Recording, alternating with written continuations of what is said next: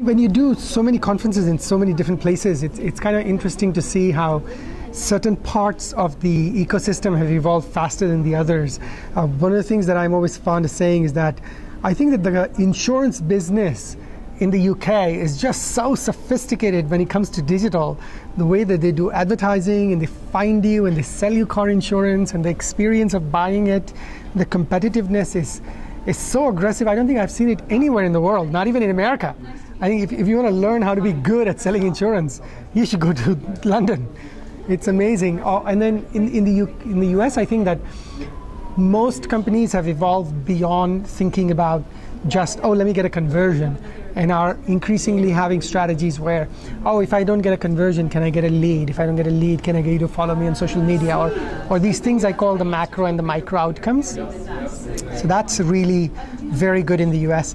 In Asia, it has been very interesting for me to see in some cases where, like in China, I think the sheer number of people connected to social networks and interacting with social networks is astounding. It's just absolutely astounding. And they're engaged in a very active way. But when you think about the commercial intent there, what should advertisers do in social? And what are advertisers doing in social today? And does that audience want to engage in some commercial sense with a brand? I think that we have a long way to go there. So that's just sort of this interesting dichotomy with China.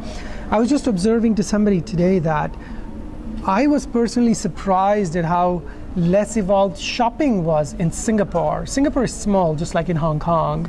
But shopping in Hong Kong is significantly more advanced in its evolution than Singapore. I was very surprised by it. But one of the amazing things about Singapore compared to any other part of the world is just the sheer number of people with wallets that are online, the penetration of smartphones, the penetration of broadband, the technological foundational blocks are all in place when it comes to Singapore. And if I had to go work in one of these countries, I would pick Singapore because these building blocks are there and there is so much white space where you can just go and win big and make a lot of money. So that's sort of what is very exciting about Singapore. One of the companies I had pointed out is redmart.com.sg, which is one of Singaporean companies. It's such a really great website, small business, but in contrast to the top shopping sites, I think this small company is going to teach these other people how that shopping experience should be. So that's in general sort of my experience going around the world. Everybody is at a different stage of the evolutionary cycle. There are some things we commonly worry about, but then there are other things that we have to sort of deal differently depending on where we are in the world. Okay, that's a really good summary of your years experience.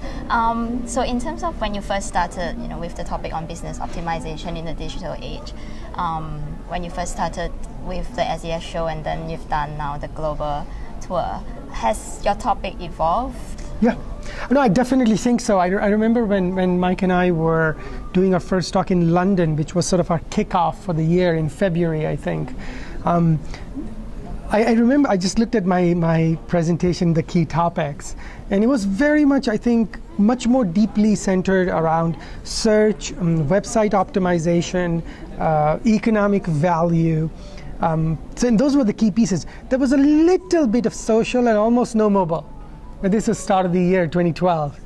And as you look at Singapore, my last keynote is so heavily into mobile and social and this idea of optimizing many, many media channels and not just Google or not just Facebook.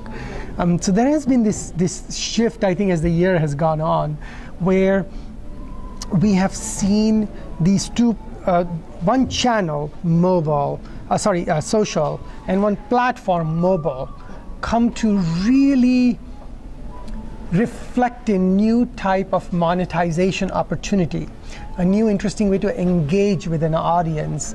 I don't think that I even talked about that a lot at the beginning of the year, and it's completely changed now.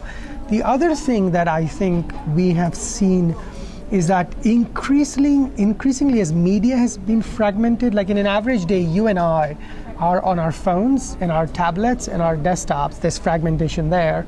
Also, we're on Google and we're on Baidu and we're on RenRen and we're on all these channels, constantly consuming streams of data. that I think as the year has passed on, I have tried to develop new solutions to help the companies to optimize your portfolio. So far, I think that a lot of marketers' approach is, let's do organic optimization. Let's do PPC and we're done. And that's really not true.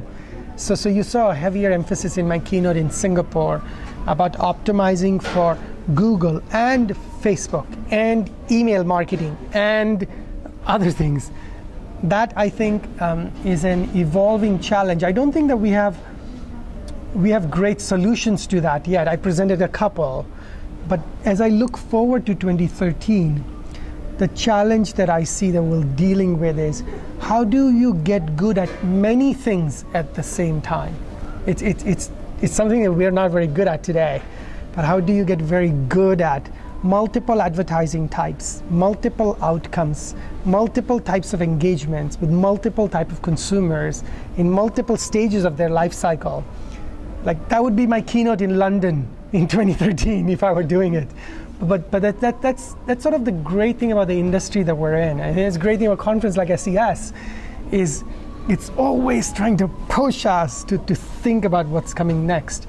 And I've enjoyed this year tremendously, and I'm even more looking forward to next year.